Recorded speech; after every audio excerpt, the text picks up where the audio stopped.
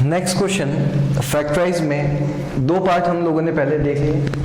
अब देखिए third part में आपको गिवन है x cube plus 13x square plus 32x plus 20। अभी हम लोगों ने डिस्कस किया था कि कैसे यहाँ पे हमको इसको फैक्टराइज करना है, और मैंने आपको ये भी बताया था कि जितनी इसकी हाईएस्ट पावर होती है ज्यादा से ज्यादा उतने ही इसके क्या होते हैं, फैक्टर्स होते हैं। तो देखिए इधर हाईएस्ट पावर कितनी है 3, तो इसके ज्यादा से ज्यादा कितने फैक्टर्स होंगे, 3 फैक्टर्स होंगे। इतना क्लियर। सबसे पहले हमने क्या किया, इस पॉलिनॉमियल को मान लिया p of x is equals to x cube plus 13x square plus 32x plus कितना हो जाएगा 20। अब देखिए यहां पे कांस्टेंट टर्म कौन सी है, that is 20। So therefore factors of 20, यानी कि इस 20 के फैक्टर्स क्या होंगे। तो समझने की बात यह है कि 20 किस किस की टेबल में आता है। तो हम जानते हैं सबसे पहले हर नंबर 1 की टेबल में आता है, तो प्लस माइनस 1। ऐसे ही 2 की टेबल में आएगा, ऐसे ही 4 की टेबल में, 5 की टेबल में, क्लियर, 10 की टेबल में और 20 की टेबल में। तो बताइए इसके फैक्टर्स क्या क्या हो गए, 1 2 3, इधर से 4 5 10 और 20, यही फैक्टर्स है। अब हमने ये भी डिस्कस किया था कि हम एक एक करके सबसे पहले क्या करेंगे, x की वैल्यूज रखेंगे।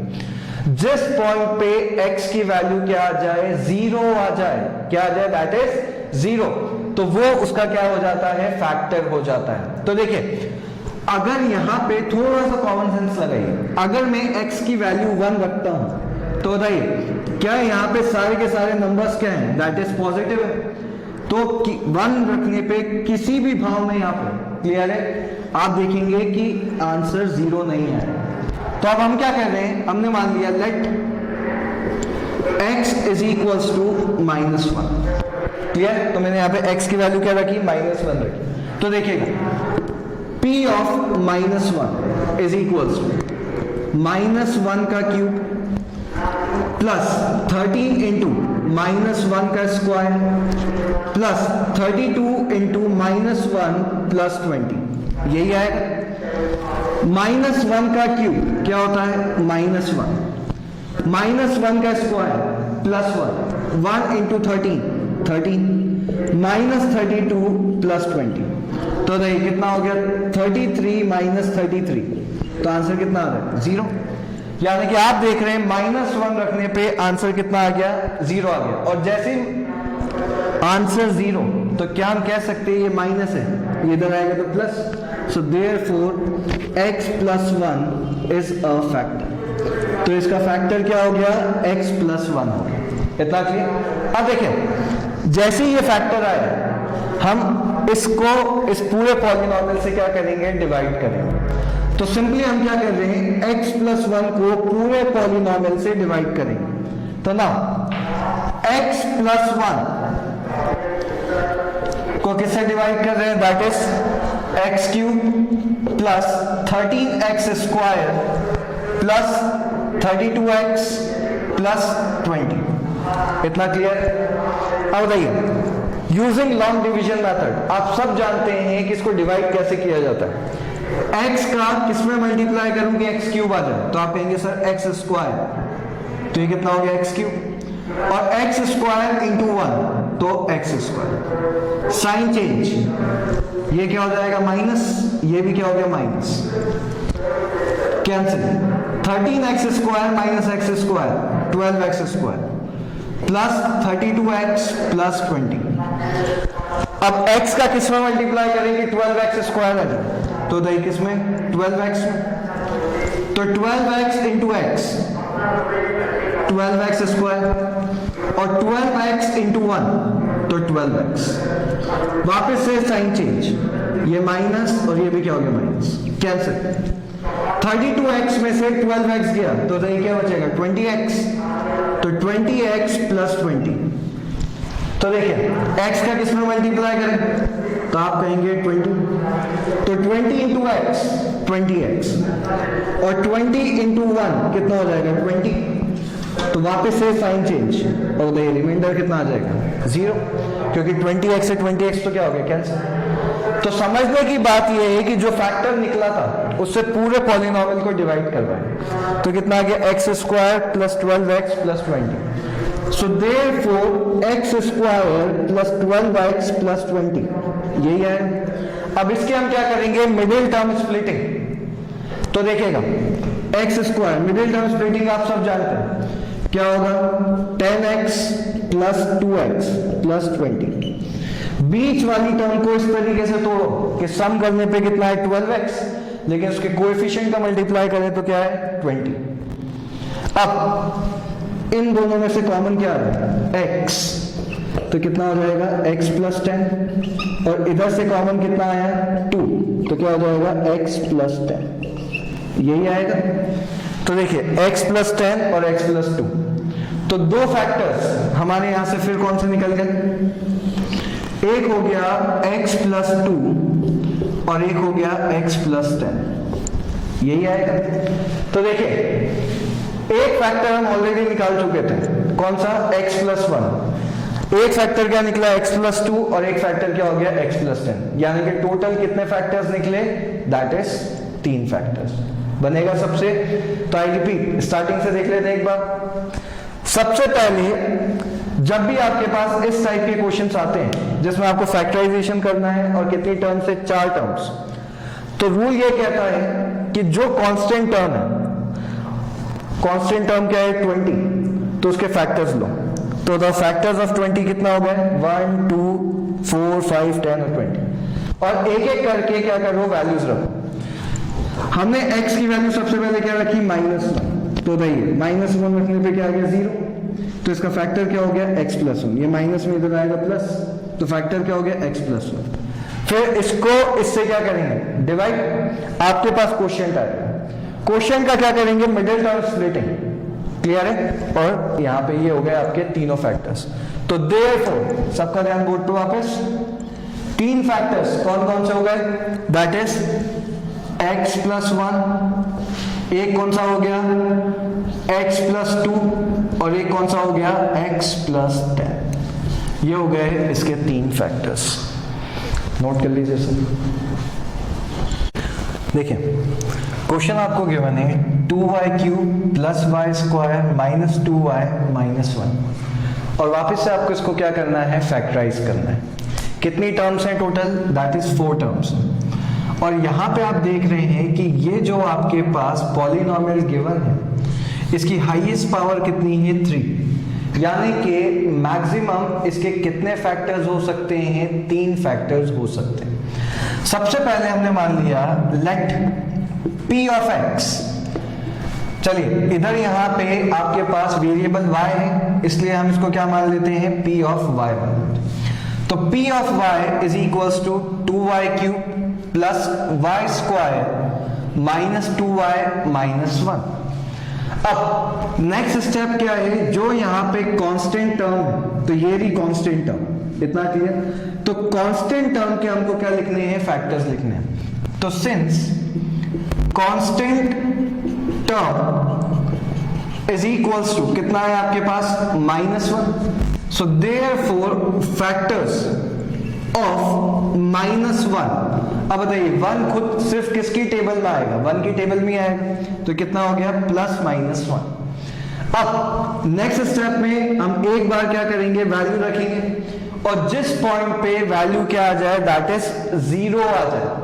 अब देखिएगा सबसे पहले हम क्या कर रहे हैं, y की वैल्यू हमने क्या रख दी, दैट इज 1 रख दी। तो y इज इक्वल्स टू हमने क्या रखा 1 रखा। अब देखिएगा p ऑफ ये कितना हो गया 1, तो 2 इंटू 1 का क्यूब प्लस 1 का स्क्वायर माइनस 2 इंटू 1 माइनस 1, यही है। 1 का क्यूब क्या होता है 1 इंटू 2 प्लस 1 माइनस 2 माइनस 1, तो रही 2 माइनस 2 0, और इधर से ये भी कैंसिल, तो आपके पास कितना आ गया, दैट इज 0। मतलब आप देख रहे हैं y की वैल्यू 1 रखने पे आंसर कितना आया 0। अब देखिए ये 1 प्लस में इधर आएगा minus, so therefore y minus 1 is a factor. तो ये इसका क्या हो गया, फैक्टर हो गया। आई रिपीट, यहां पे +1 था, इधर आएगा तो -1, इसलिए y माइनस 1 इसका क्या है, फैक्टर।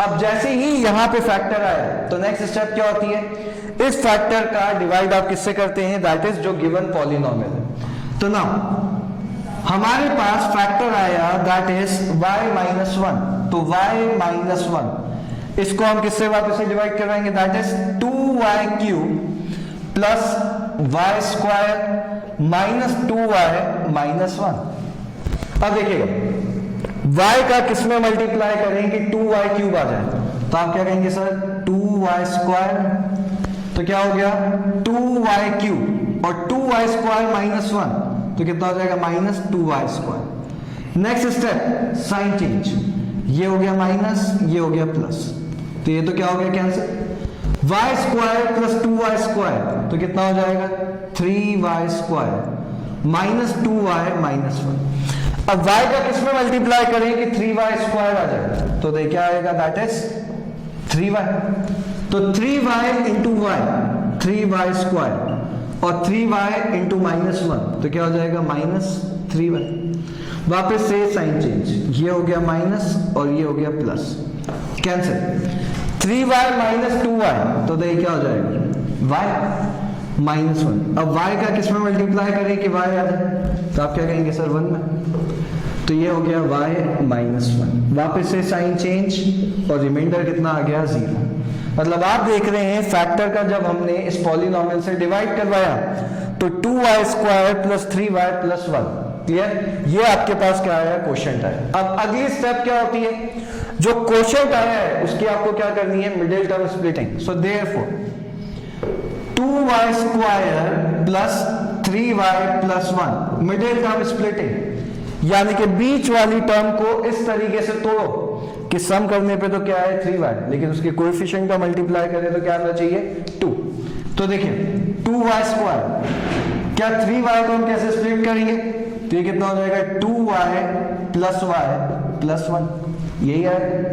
चलिए यहां से इन दोनों में से आपके पास कॉमन क्या आ रहा है 2y, तो ये कितना हो गया y प्लस 1 और ये कितना हो जाएगा वापस y प्लस 1। इन दोनों में से कॉमन क्या है 1, तो क्या हो गया y प्लस 1। सो देयरफॉर ये हो गया 2y प्लस 1 और y प्लस 1। तो हमारे पास यहाँ पे फैक्टर्स कितने आ गए, सो देखिए हमारे पास इधर से टोटल फैक्टर्स कितने आ गए 3। एक तो क्या है स्टार्टिंग में दैट इज y माइनस 1, फिर एक फैक्टर आया y प्लस 1 और एक आया 2y प्लस 1। इतना क्लियर, तो ये हो गए हमारे 3 फैक्टर्स। इसी तरीके से हम क्या करते हैं पूरे को फैक्टराइज करते हैं, करिए लिखिए।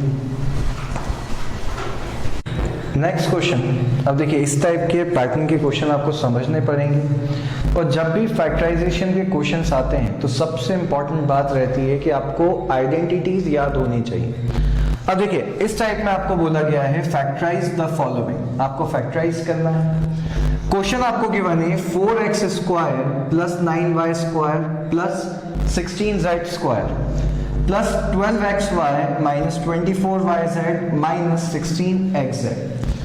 अब सबसे पहले तो यहाँ पे आपको इसको फैक्टराइज करना है और आपको ये क्लियर होना चाहिए कि इधर आइडेंटिटी कौन सी लगेगी। तो देखिए यहाँ पे इस क्वेश्चन में जो आइडेंटिटी यूज में आ रही है वो आ रही है a plus b plus c का होल स्क्वायर। हम जानते हैं कि a plus b plus c का होल स्क्वायर होता है a square plus b square plus c square plus 2ab plus 2bc plus 2ca। इतना क्लियर।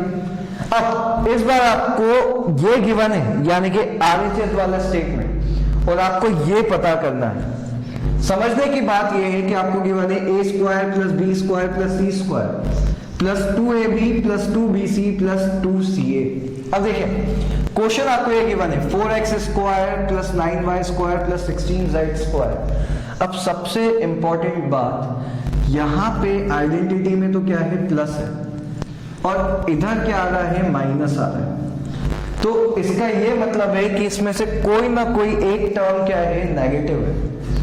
कैसे पहचानेंगे कि कौन सी टर्म नेगेटिव है, तो बहुत ही सिंपल सा तरीका होता है। आप ये देखिए कि कौन सी टर्म यहां पे इन तीनों में से पॉजिटिव आ रही है। तो आप क्या कहेंगे कि सर 12xy क्या है, दैट इज पॉजिटिव है। ये रहा 12xy, ये क्या है, पॉजिटिव। इसका मतलब x और y वाली टर्म यहां पे क्या आएगी, पॉजिटिव आएगी। इतना क्लियर। अब देखिएगा, क्या हम इस 4x स्क्वायर को ऐसे लिख सकते हैं, 2x का whole square plus 9y square को क्या लिख सकते हैं, 3y का whole square plus 16z square को क्या लिख सकते हैं, 4z का होल स्क्वायर। यही आएगा। तो 2x का होल स्क्वायर प्लस 3y का होल स्क्वायर प्लस 4z का होल स्क्वायर। लेकिन अभी मैंने आपसे क्या कहा था कि x और y वाली टर्म तो क्या आएगी, पॉजिटिव। कोई ना कोई एक टर्म है जो यहाँ पे क्या है, नेगेटिव है। तो बताइए बची हुई कौन सी टर्म होगी, यानी कि z वाली। तो यहाँ पे ये जो 4z है, ये कौन सी टर्म आएगी, नेगेटिव आएगी। अब आप खुद देखिए, 2x का स्क्वायर क्या होता है, 4x स्क्वायर, 3y का स्क्वायर क्या होता है, 9y स्क्वायर, माइनस 4 का स्क्वायर कितना होता है, 16, और z स्क्वायर कितना हो गया, 16z स्क्वायर। अब क्या आता है, दैट इज 2ab आता है। तो यहां पे 2ab, चलिए तो प्लस 2 इंटू a की जगह पे क्या है आपके पास, 2x, और b की जगह पे क्या है, 3y। तो ये हो गया 3y। आगे प्लस 2bc, तो 2 इंटू b की जगह पे क्या है, 3y। तो ये हो गया 3y। और c की जगह पे क्या है, माइनस 4z, तो माइनस 4z प्लस 2ac, तो 2 इंटू a की जगह पे क्या है, 2x। तो ये हो गया 2x। और ऐसे ही c की जगह पे क्या है, माइनस 4z। तो ये सबसे पहले तो हमने इसको क्या कर लिया, इस तरीके से फैक्टराइज कर दिया। तो देखिए 2x का स्क्वायर 4x स्क्वायर, 3y का square 9y square, minus 4z का स्क्वायर 16z स्क्वायर। अब 2 इंटू 2 4, 4 इंटू 3 12, तो 12xy, 2 into 3 6, 6 into minus 4 minus 24yz, और 2 इंटू 2 4, 4 इंटू कितना हो गया, माइनस 4, यानी कि माइनस 16xz। यानी कि ये पूरी टर्म आपकी इस तरीके से आ गई। इतना क्लियर। तो यहां पे आपके पास फैक्टराइज कर लें, ये किसकी आइडेंटिटी बन गई, 2x plus 3y minus 4z का होल स्क्वायर, और ये हो गया आपका फैक्टराइज। तो वापस से इसको हम कैसे लिख सकते हैं, 2x plus 3y minus 4z, और ये कितना हो जाएगा, 2x plus 3y minus 4z। इतना क्लियर, नोट करेंगे सब। सिमिलर नेक्स्ट क्वेश्चन वापस हम देखते हैं।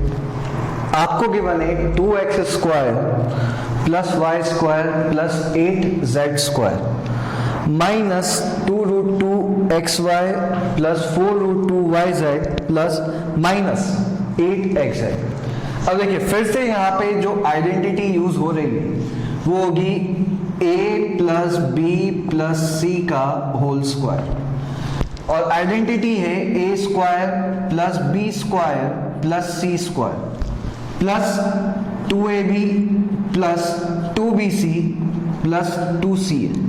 इतना क्लियर। तो ये आइडेंटिटी यहाँ पे क्या हो रही है, यूज हो रही है। लेकिन सबसे इंपॉर्टेंट बात वापस से इस क्वेश्चन के अंदर हमको ये पहचानना है कि आप देख रहे हैं कि इधर जो आइडेंटिटी है वहां पे तो सारों में प्लस साइन है, और यहाँ पे क्या आ रहे हैं, नेगेटिव साइन आ रहे हैं। तो कोई ना कोई टर्म यहाँ पे क्या है, नेगेटिव है। तो कैसे पहचानेंगे, अब देखिए फिर से वही तरीका, इन तीनों टर्म्स में से कौन सी पॉजिटिव आ रही है, आप देख रहे हैं कि सर 4√2yz क्या है, पॉजिटिव है। तो y और z वाली टर्म इसका मतलब यहाँ पे क्या होगी, पॉजिटिव, और नेगेटिव कौन सी होगी, दैट इज x वाली टर्म क्या होगी, नेगेटिव होगी। इतना क्लियर। अब देखिएगा कैसे मैं यहाँ पे 2x स्क्वायर को होल रूट में लिखूंगा। तो यहाँ पे 2x स्क्वायर, बताइए क्या हम कह सकते हैं कि 2 किसका स्क्वायर होता है, √2 का। तो ये हो गया √2x का होल स्क्वायर, यही आएगा। लेकिन यहां पे साइन का आएगा माइनस। तो देखिए √2 का स्क्वायर क्या होता है, 2, और ऐसे ही x का स्क्वायर क्या हो गया, दैट इज एक्स स्क्वायर। तो ये हो गया आपके पास 2x स्क्वायर, लेकिन काय का, माइनस का। अब माइनस का स्क्वायर आंसर हमेशा क्या आता है, पॉजिटिव आता है। तो मतलब इसको अगर हम सॉल्व करेंगे तो वापस से क्या बन जाएगा, 2x square plus y square as it is. Clear है।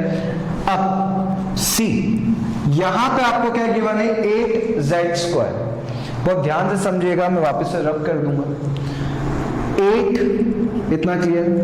मेरे को बताइए, क्या हम इस 8 को ऐसे लिख सकते हैं, 2 इंटू 2 इंटू 2, ये कितना हो गया, 2 इंटू 2 कितना होता है 4, और 4 इंटू 2 कितना होता है 8, यही आता है। चल, तो 2 इंटू 2, अब क्या यहाँ पे इस जो बचा हुआ 2 है इसको ऐसे लिख सकते हैं, √2 इंटू √2, तो ये हमने लिख दिया √2 इंटू √2, यही आएगा।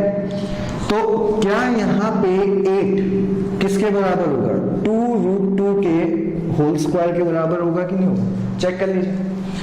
2 का स्क्वायर कितना होता है 4, और √2 का स्क्वायर कितना होता है 2, तो 4 इंटू 2 कितना आ गया 8। तो इस 8 को मैं क्या लिख सकता हूं, 2 √2 का होल स्क्वायर। इतना क्लियर। तो देखिएगा यहां पे इस 8 को हम क्या लिख रहे हैं, 2 √2 z का क्या हो जाएगा, होल स्क्वायर। अब ये हो गया आपका a स्क्वायर, ये हो गया b स्क्वायर, ये हो गया c स्क्वायर। अब क्या आता है 2a, तो 2 इंटू, क्लियर, a की जगह पे कितना आएगा, -√2x, तो -√2x, और ऐसे ही b की जगह पे कितना आएगा y, तो ये आ गया y, प्लस 2 इंटू b की जगह पे कितना आएगा y, और c की जगह पे कितना आएगा 2 √2z, तो 2 √2z, प्लस 2ac, तो 2 इंटू 2 √2z इंटू कितना आ जाएगा आपके पास, दैट इज -√2x, तो -√2x, इसको नीचे लिख देते हैं, तो ये हो गया -√2x। इतना क्लियर। तो देख लीजिए, -√2 का स्क्वायर कितना हो गया, +2, तो +2x square, y square, 8z square, 2 into -√2, तो कितना हो गया, -2√2 xy, 2 इंटू 2 4, और 4 इंटू √2 4√2, तो 4√2yz, और इधर से देखिए 2 इंटू 2 4, और √2 इंटू √2 2, तो 4 इंटू 2 कितना हो गया 8, तो -8xz। तो हमारे पास ये पूरी की पूरी वापस से यही टर्म्स आ गई। इतना क्लियर। तब आप खुद बता सकते हैं क्या a की वैल्यू क्या हो जाएगी, -√2x, तो a की वैल्यू कितनी हो गई, -√2x, b की वैल्यू कितनी हो जाएगी y, और बताइए c की वैल्यू कितनी हो गई, दैट इज 2 √2z का होल स्क्वायर। तो इधर से आपके पास आंसर आ गया -√2x plus y plus 2 √2z -√2x plus y plus 2 √2z। ये हो गया इसका आंसर। क्वेश्चन थोड़ा लेंथी, लेकिन सिर्फ यहाँ पे ये समझना है कि कौन सी टर्म नेगेटिव होगी और कौन सी पॉजिटिव होगी, ये पहचानना। 8 को हम क्या लिख सकते हैं, 2 √2, क्लियर, यानी कि 2 √2 का होल स्क्वायर। नोट करेंगे सब।